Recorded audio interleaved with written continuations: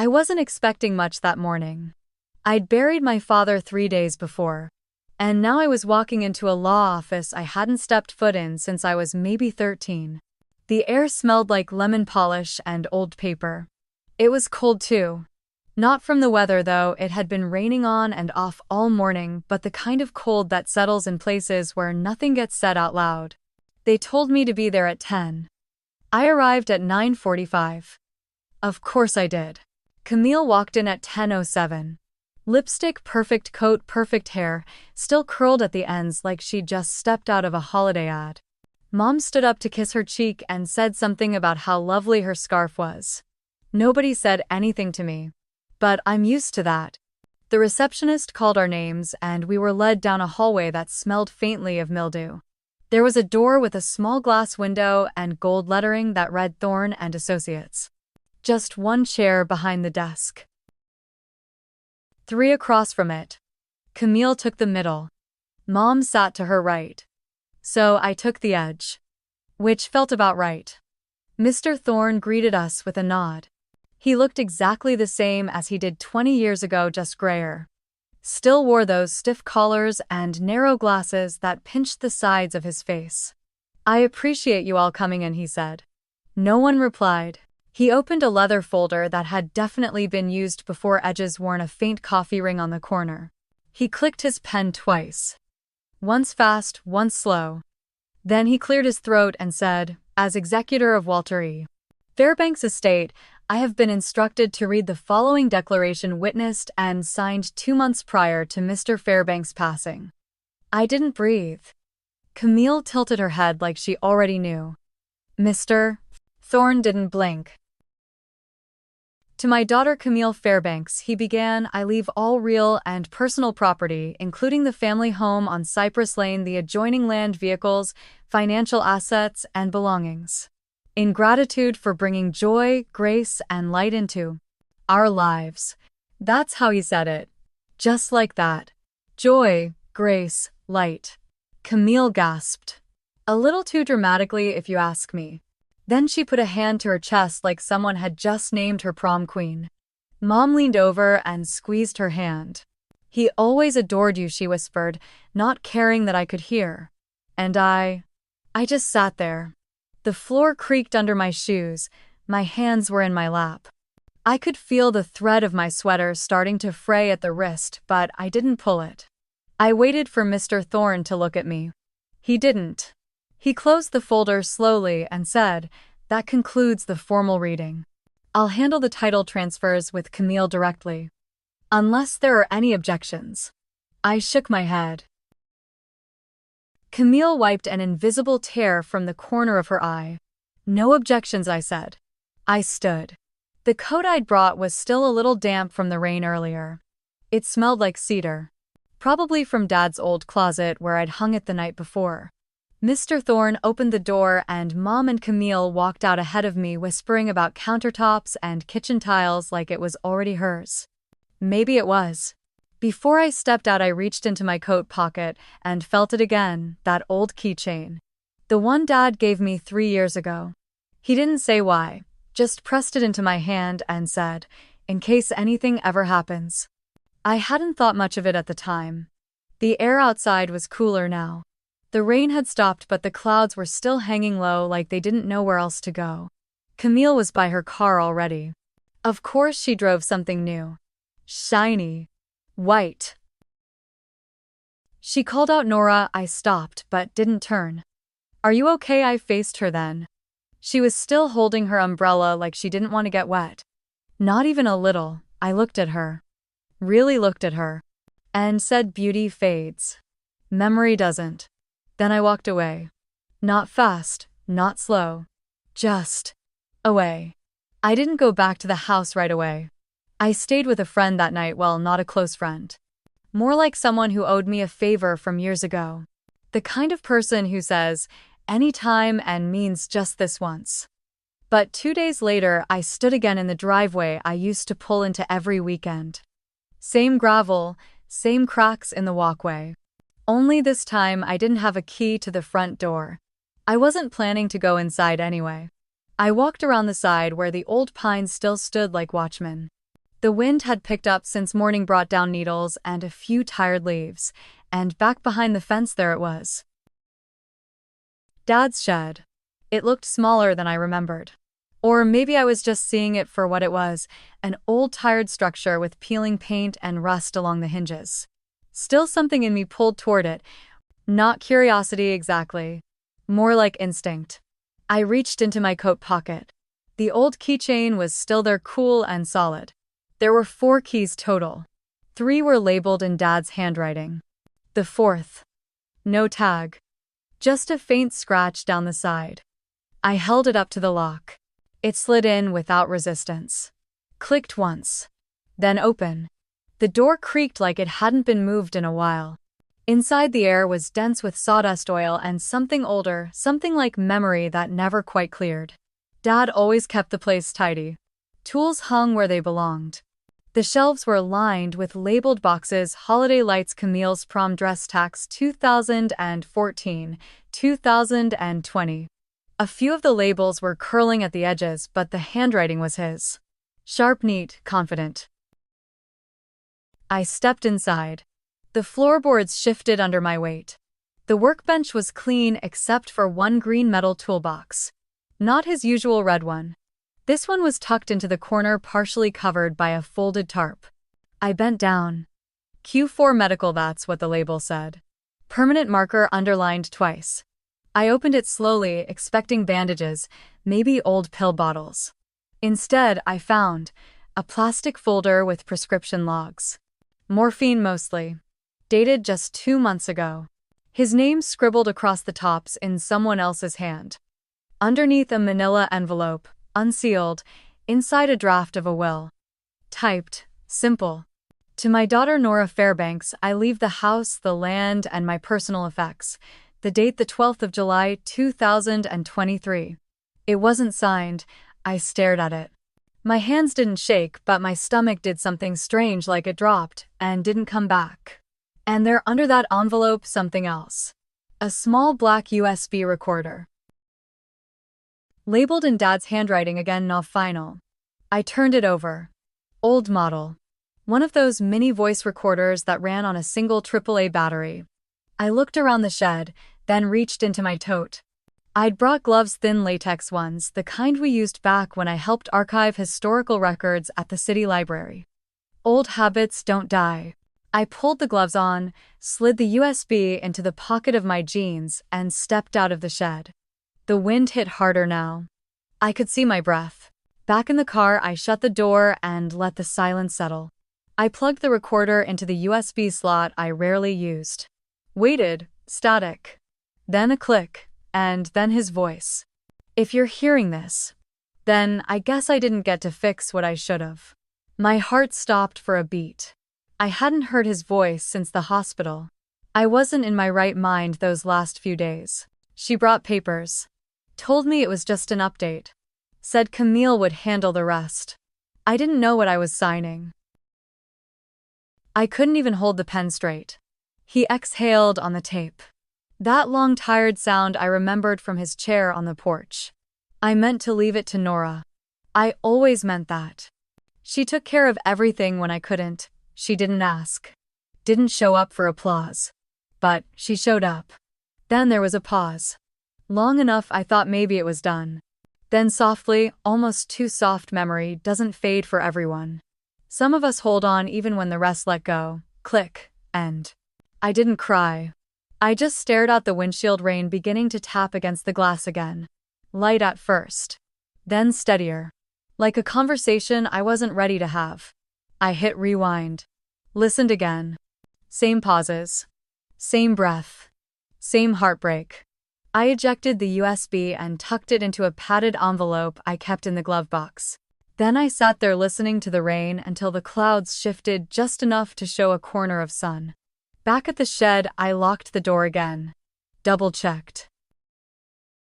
As I stepped away, the smell of pine and oil still clung to my coat. A thought landed quiet and certain. He trusted me to find this. So now what? Camille always knew how to make an entrance. The hall shimmered with soft gold light. Peonies everywhere even though it was November and they'd had to import them from somewhere far more stubborn than Eureka. Every chair was velvet. Dusty rose. The harpist was already playing by the time I arrived, fingers skimming the strings like they didn't belong to her. I slipped into the back row. No one turned to look. There was a small banner above the buffet that blinked gently, Facebook live streaming now. Camille had insisted on that. She said it was important to honor Dad's memory in a way that reached hearts and devices alike. I remember the exact phrase, because she practiced it twice in front of Mom's hallway mirror. She wanted this to be soft, curated, something people would replay for comfort. Instead, she was about to give them something they'd never forget.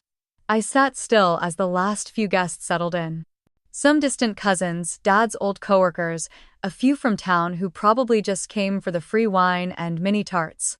The room hushed. Camille walked to the front, microphone in hand, smiled, gentle but camera-ready. She wore blush pink, always said it complemented her skin tone best under warm lights. "Thank you all for being here today," she began, voice clear, floating through the room like she was already pre-recorded. She glanced to the harpist, who paused. Then Camille continued. "Dad adored beauty. In nature, in music, in people. He believed in grace. He believed in me." She let that sit. Just long enough. "I just hope," she added, lowering her eyes, "that I made him proud." People nodded. Someone dabbed their eyes. Mom smiled tightly from the second row. I kept mine on the floor. The tech setup was modest, just a laptop and soundboard at a folding table near the side curtains. Two young guys managed it, both in their 20s, both wearing headsets and barely pretending to care. I stood slowly. Walked over like I was just stretching my legs. "Excuse me," I said softly, leaning down. The one in flannel looked up, surprised. "I have something for the tribute reel," I added, holding out the USB. "It's from Dad." His voice. He blinked, then shrugged. "Sure, we can cue it in before the end." I thanked him and stepped back to my seat. The USB was warm from my hand. My gloves were still in my coat pocket, but I didn't bother this time. This was meant to leave a mark. The tribute video started. Soft piano. Photos faded in and out. Dad fishing, Dad on the porch. Dad holding a much younger Camille in his lap. I watched without blinking. And then, just as the piano reached its last key, the screen cut to black. A few heads tilted. Then, "If you're hearing this." His voice, clear. Scratched a little but clear. Then, I guess I didn't get to fix what I should have. Chairs shifted. She brought papers. Told me it was just an update, said Camille would handle the rest. I didn't know what I was signing. I couldn't even hold the pen straight. Gasps. One woman covered her mouth. Someone dropped a fork. The harpist's bow clattered against the strings with a dull, accidental note. I meant to leave it to Norah. He said my name. I sat still. She showed up. She didn't ask. She didn't need to be seen, but she was there. A silence rolled through the room. Thick, uneven. She forged it. The house was for Norah. The words echoed. Then the sound clicked off. No music. No lights shifting. Just quiet. Camille stood frozen. Not in shock. In calculation. You could see it, how fast her mind worked behind the soft expression. Trying to find the line that might still save face. No one moved. Then, a single clap. Slow, deliberate. I turned toward the sound. An older man I didn't recognize. Corduroy jacket, elbow patches. He clapped once more, then stopped. The livestream banner blinked, and then went dark. The screen froze. No one said anything. I stood again. Quietly. Gathered my coat, slipped the gloves into my bag. As I reached the side door, a breeze pushed through the gap. Cold air swept in. I looked back just once. Camille was still standing center stage, still framed in peonies. But her hands had tightened at her sides. The tribute was over. So was the show. It only took 12 hours. By the time I poured my first cup of tea, the video had passed 80,000 views. By noon, it was over 140. Oh, 0. I didn't check the comments at first. Didn't feel like I had to. But my phone wouldn't stop buzzing. Email. Texts. 3 missed calls from numbers I didn't recognize, and 1 from Mr. Thorne. The kettle whistled sharp sudden. I turned off the stove and reached for the rosemary tin. Dad used to keep it in the cabinet above the sink right behind the cough syrup. The house was quiet. Clouds pressed against the windows soft and low. You could barely tell what time it was. I carried the tea to the table and finally unlocked the screen. Messages poured in. Some were kind. You were so calm, how did you sit through that? Thank you for sharing the truth. Families like ours needed to see it, some weren't. Why now? Feels like a grab for attention. Why not let the dead rest? I didn't reply to any of them. Instead, I let the tea cool. Let the air settle. Let myself feel the ache in my fingers, the one that always flared up when I'd been holding on too tightly for too long. A new post had gone up. From Camille's account. It was polished. Tight font. Gentle pink background. Her signature at the bottom. We are heartbroken by recent events. The recording circulated was altered without consent and shared out of context. We will continue honoring Dad's legacy with grace and light. Please respect our family's privacy. We. It always was her favorite word. I didn't post anything in return. Just after lunch, Mr. Thorne called. I almost didn't answer. His voice was level. Businesslike. The court has agreed to review a motion to temporarily freeze the estate, he said. It's procedural. Nothing's final yet. But it means no property transfers, no asset movements for now. I said, okay. He paused, then added, you did what you had to. I didn't agree. I didn't disagree. After we hung up, I folded a dish towel and wiped down the counter even though it was already clean. At 3:13, the doorbell rang. I knew it would be her. Ruth stood stiff in the doorway, her coat still zipped, purse clenched tightly in both hands. I won't stay, she said, stepping inside without waiting for me to move. I gestured toward the table. She didn't sit. She looked around the room like she hadn't been in it in years. Maybe she hadn't. Maybe she didn't want to remember this was where Dad used to nap on Sundays or where we ate cold lasagna the night Camille got her first modeling contract. I waited. She finally said, I spoke to Camille this morning. I nodded. She's shaken, Ruth added. It was a cruel way to handle things. I raised an eyebrow. She's your sister, Norah. I poured another cup of tea. Said it gently in front of her, still standing. She's my sister, I said. Silence.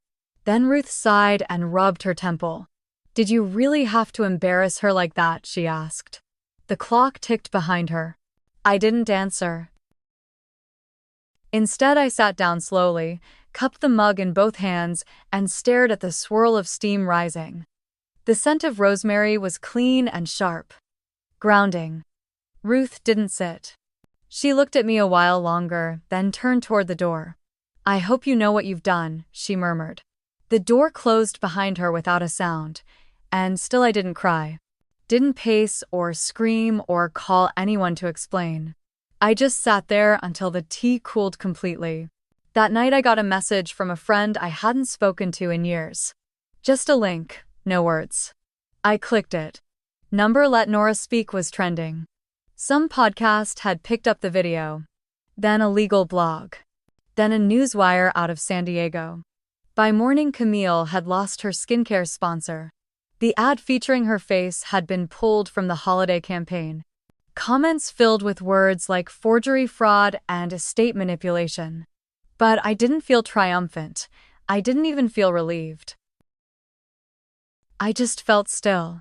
Like a window had finally been opened in a room I didn't realize had no air. Later that evening, I turned off every light except the one in the hallway. I stood at the front door looking out. The sky was darker than usual. Not quite rain. Not quite fog. And for the first time since Dad passed, the house didn't feel like a museum. Didn't feel like something on loan. It felt like mine. The court would like to know, Mr. Thorne had said, pausing slightly like he was giving me time to change my mind. If you intend to claim the property. I looked at the document on the table. It was plain, no wax seals, no dramatic fonts. Just a printed form with one blank space waiting for a name. Mine. I said number. He blinked. Are you sure? I nodded. Maybe most people wouldn't understand, but I'd already lived inside that house. Every room carried someone else's voice. Someone else's story. Taking it now would have meant carrying Camille's shadow on my back and Ruth's silence in every hallway. I didn't need the house, I needed air. I needed to stop feeling like I had to win something to prove I mattered. Dad once said I never needed things, just the chance to be understood. And I finally understood that too. I thanked Mr. Thorne and folded the letter in half. Not to mail it, just to make it smaller. Less present. That night I packed light. A few sweaters. A photo of Dad and I at the state fair sunburned and smiling, a slice of funnel cake between us. The mini recorder. And the envelope I still hadn't opened. As I zipped the bag, I took one last look around the living room. The rosemary plant on the windowsill was still alive. The tea mug was clean back in the cabinet. The echo in the room felt different now. Like it belonged to the next chapter. Not the last. The road out of Eureka curved like a question mark. I didn't rush. Didn't play any music either, just cracked the window an inch and let the wind carry whatever it needed to say. The sky was a soft gray like the inside of a seashell. Here and there redwoods reached upward like quiet sentinels. And every so often the radio fizzed in and out of signal, catching bits of old songs I didn't mind not knowing. The farther I drove, the lighter my hands felt on the wheel. Somewhere past Fort Bragg, I pulled over at a rest stop perched above the cliffs. There was no one else around. Just the sound of waves below and the hush of pine needles brushing against each other. I stepped out and walked to the railing. Below, the ocean stretched wide, dark, endless, patient. And I realized I hadn't cried once since the will reading. Not even after the recording. Not even when Ruth came to ask her quiet, blaming questions. I wasn't numb, I was done. Done waiting for someone to give me permission to feel like I mattered. Done carrying stories that didn't belong to me. Dad's voice from that tiny recorder still echoed in the back of my mind. If you're hearing this, I wasn't in my right mind. She brought papers when I was too dope to stop her. But it wasn't just about Camille, it never really had been. It was about how easy it is to lose your own voice when the room keeps telling you to whisper. Back in the car, I sipped from a thermos of lukewarm tea. The steam fogged the windshield. I didn't wipe it away. Some things are better seen through softness. Mendocino was still an hour out. But I wasn't tired. The Mendocino Public Library looked smaller than I remembered, but warmer too. The kind of place where the lights hummed low and the air smelled like dust, vanilla, and old stories folded into paper. Eliza met me at the front desk with a wide smile and a cardigan full of thread pulls. Same as always. She didn't ask what brought me here. Just hugged me like time hadn't passed and said, "You want to see the archive room? We finally fixed the thermostat." I followed her down a narrow hallway. The walls were lined with corkboards covered in flyers, poetry, night knitting circles, free tax help. It felt useful. Human. The archive room was at the end. 2 rows of metal shelves. 3 locked drawers. And a single desk with a lamp that leaned a little to the left. "I remembered you liked to work with gloves," Eliza said, pointing to a box near the door. "Still got a box of size small in here somewhere." I smiled. Not big, just enough. We didn't stay long. She had to prep for a board meeting, and my stomach had started to make itself known. We ended up at a diner across the street. Plastic booths, chipped mugs, holiday garlands taped unevenly to the windows. I ordered a turkey melt. She got soup and half a sandwich. We split a piece of pie without saying we would. "Somewhere between bites," she said. "You know, I always thought you'd end up back here. Not because you failed out there, but because you listen. Places like this need more of that. Not louder, just steady. I didn't answer right away. But something in me settled like snow after wind. When we walked out, the air smelled like cinnamon and wet pine. Back in the small motel room 2 blocks from the library beside a bakery that closed at 5, I finally turned on my phone. The screen lit up slow and stubborn like it hadn't been asked to speak in a while. One new email. From Camille. No subject line. Just her name in sharp serif font. I stared at it for a while. Not afraid, just tired of giving her the floor. I didn't open it. Whatever she had to say could wait, had already waited too long. She'd said enough in Dad's last months. In the way she smiled while the will was read. In how she turned grief into backdrop lighting and Instagram filters. I set the phone down. Let it buzz on silent. Didn't even flip it over. Outside, the wind picked up. A sign from the bakery squeaked on its chain. Someone laughed in the hallway, maybe a couple checking in next door. For a moment I imagined reading her words. I pictured some mix of sarcasm and sour pride. You won. I hope it was worth it. But the truth was, I hadn't been playing a game. There was no winning in losing someone you loved. There was no trophy in hearing your father's voice say she forged it. What I did wasn't revenge. It was release, and maybe Camille would never understand that. But she didn't have to. Some ties aren't cut with scissors. They just unravel quietly, strand by strand, until one day you notice there's nothing left holding you. I made tea with the motel's tiny kettle. The kind with a button that never quite stayed down.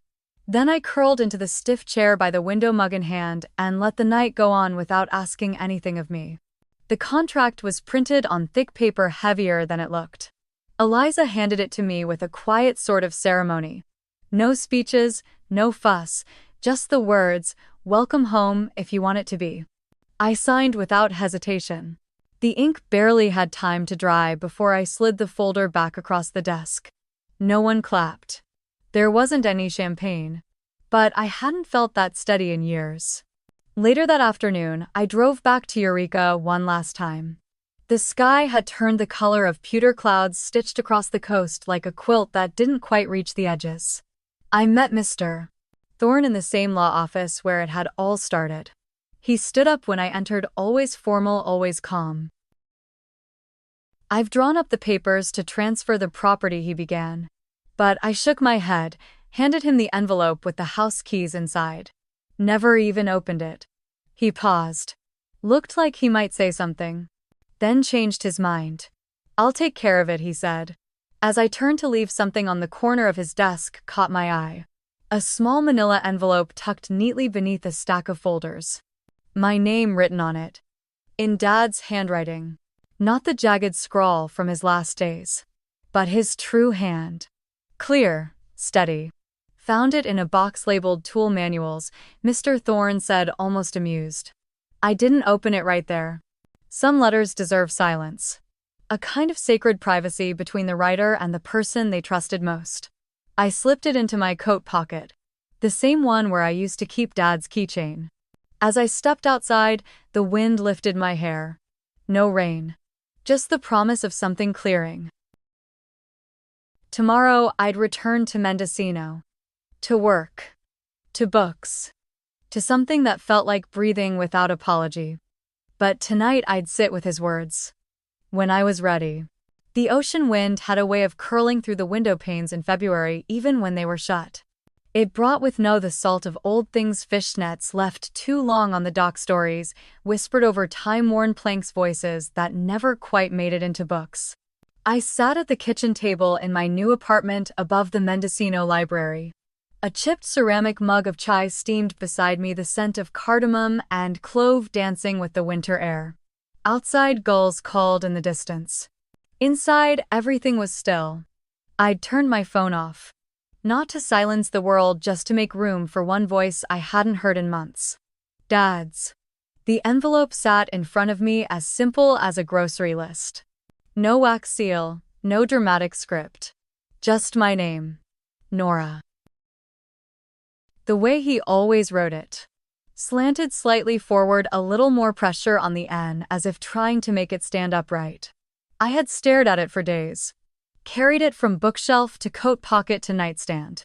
Never opening. Never forgetting. Now.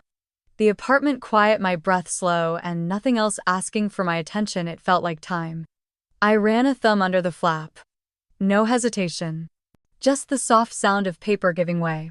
The letter inside was 3 pages. Yellowed slightly, written in blue ink, and I knew immediately it was his. The loops. The deliberate pauses. The places where the pen shook, not because he didn't know what to say, but because saying it had taken longer than he thought it would. His writing hadn't changed, but it looked older, more tired, more honest. I unfolded the first page. Let my eyes settle. And there it was, his voice without apology. Without performance. Just Dad. On paper. At last. Norah. If you're reading this, it means I didn't say enough when I still could. That's the thing about silence, it feels safer in the moment. But it leaves so much unfinished. I paused. Let the words settle in the quiet air. The chai had gone lukewarm, but I didn't move. You were always the steady one. The listener. The quiet shadow in the room who never asked for much, and that made it easier to overlook you. Not because you weren't worthy of being seen, but because I was afraid of how much I saw in you. Camille needed applause. She pulled it from me like breath. And I gave it loud, visible, because that's what kept peace in the house. But with you, Norah, I didn't know how to match your silence. How to love the way you loved without needing to perform it. My fingers curled slightly around the edge of the paper. Not tightly, just enough to hold still. You came to help when your mother fell. You managed bills I never wanted to face. You remembered what kind of tea I drank even when I didn't ask. You stayed. And I didn't say thank you. Not once.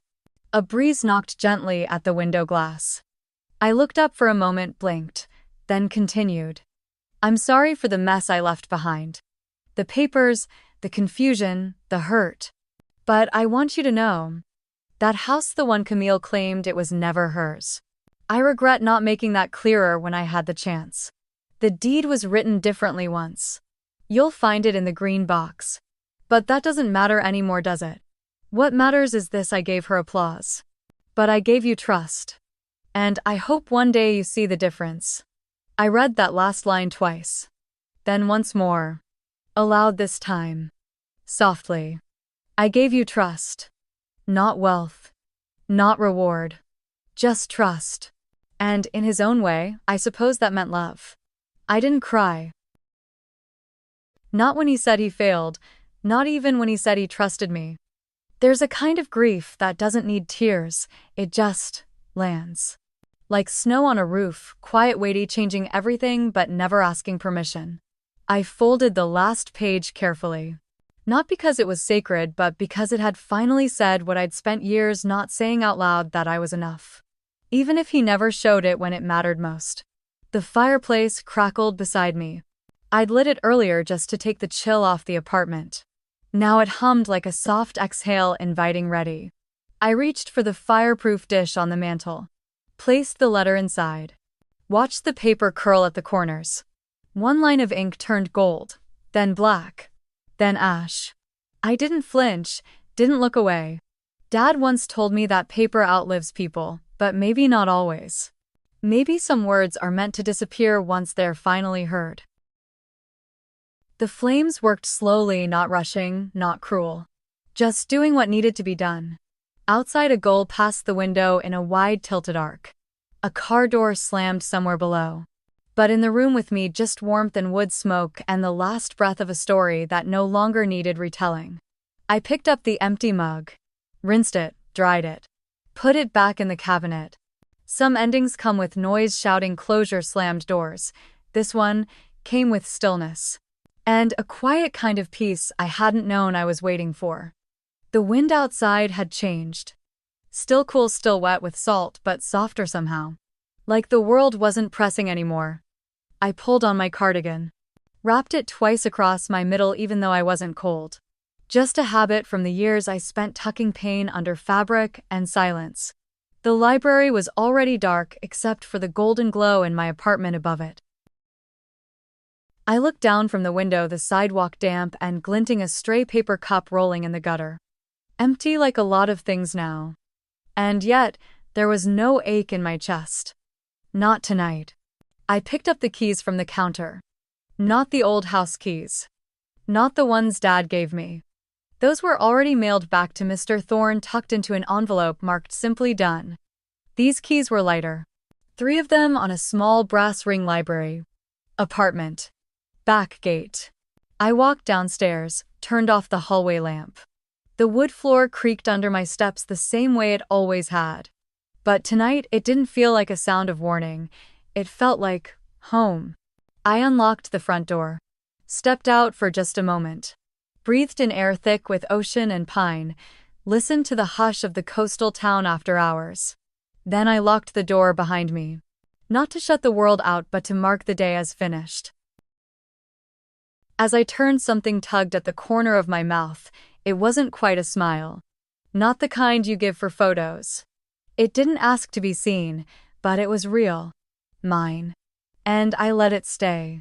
I reached behind the circulation desk, flipping the main switch. The library lights buzzed softly to life, 1 row at a time, casting wide pools of amber on the old carpet. The building always took its time waking up. I didn't plan to stay long. Just a quick check of the system before tomorrow's volunteers arrived. But something made me pause near the back shelves. The archive room door stood slightly ajar. Unusual. I hadn't filed anything new today. I stepped inside. The small space smelled of paper, old glue, and lemon polish. The kind of scent that lives between forgotten bookmarks and brittle edges. I traced my fingers across the labeled boxes. Tax records, local census, obituaries, 1,962, 1,978. Then, I saw it. Tucked neatly between 2 standard gray bins. A green box. Plastic, not cardboard. Labeled by hand. Q4 Archive. My breath caught just enough to notice. Dad's handwriting.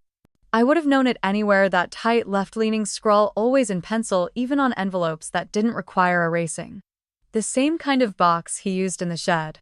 Same color, same label system. I didn't open it. Not yet. Instead, I placed it on the central table. Let the light hit it fully. There were no instructions, no seal. Just a quiet presence, like it had been waiting. I pulled the chair back. Saturday down slowly, fingers resting on the lid, not ready to lift it. Not afraid either. Only still. Only aware. And in that pause, I realized something. Sometimes the truth doesn't end with the last word in a letter. Sometimes it waits, patient and unseen, until you're finally ready to ask the next question. I used to think justice came with noise. With courtroom speeches. With people standing up and saying that's not fair. With someone finally pointing and naming the wrong. But now, sitting here with the kettle hissing in the background and a soft ocean breeze tapping the window pane, I realize it's not always like that. Sometimes justice is just one woman walking out of a room without saying a word. It's the silence she leaves behind that does the speaking. They expected me to fight, to beg, to confront Camille in front of everyone, tear down her lies with fury and fire. But Dad used to say truth doesn't need a microphone, it just needs a witness. I was that witness. Not for them, for myself. When I played the recording, I wasn't seeking revenge. I wasn't trying to shame my sister, even though some thought I was. I just couldn't carry his silence anymore. Not when he had left me that last thread of voice tucked in a green box like it still mattered. Not when he trusted me to find it. Justice for me wasn't about getting the house. It wasn't even about getting recognition. It was about being able to look in the mirror the next morning and not feel erased. I didn't need Camille to say she was wrong. I didn't need Mom to say she was sorry. What I needed was to know that my memory of him, the version only I held onto, hadn't been a lie. That mattered more than any inheritance. Sometimes the most dignified thing you can do is let people keep their illusion while you quietly reclaim your truth. Grief isn't always loud. It doesn't always show up with tears or shaky hands. Sometimes it just sits in the room with you. Quiet. Unmoving. The hardest part wasn't the will reading. It wasn't even Camille's speech or the moment the recording played. It was the morning after. When the world went on like it always does, and I had to decide what to do with a heart that had finally stopped hoping. People talk about grief like it's a storm. But for me, it was fog. Thick, quiet, disorienting. I'd walk into the kitchen and forget why. I'd reach for a mug and feel like I was reaching through someone else's life. But clarity came slowly. Like how morning light creeps under a closed door. I stopped asking why he didn't speak up sooner. I stopped replaying every family dinner wondering what I missed. And instead I started to notice the things he did leave behind. A label on a drawer. A box with my handwriting on the side. The old keychain in my coat pocket. He hadn't said it out loud, but he'd prepared a path. Even in his silence, there was guidance.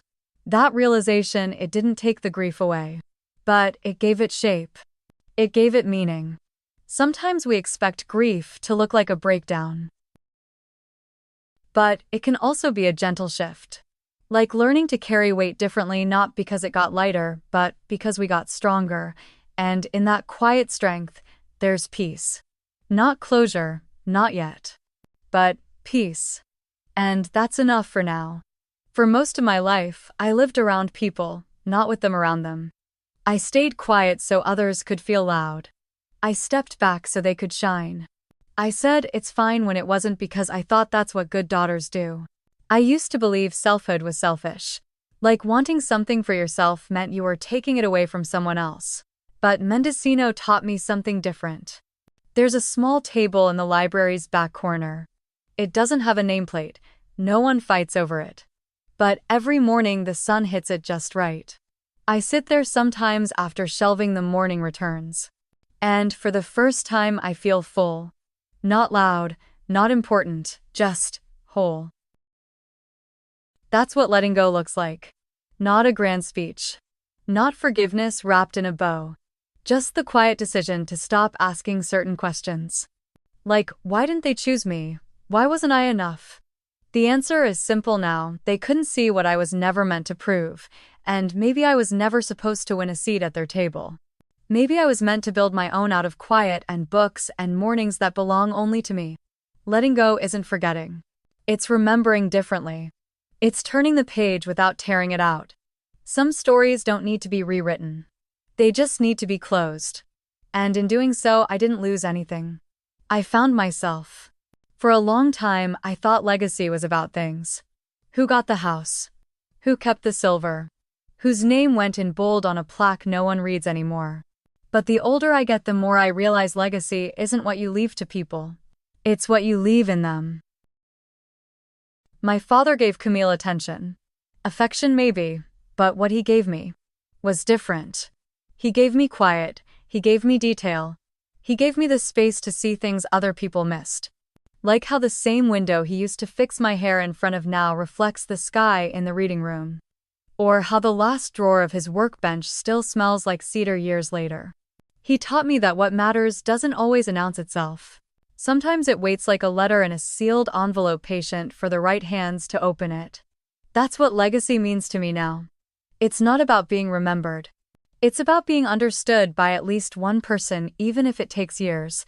And if I've learned anything from all this, it's that we don't get to choose how people remember us. But we can choose how we remember them.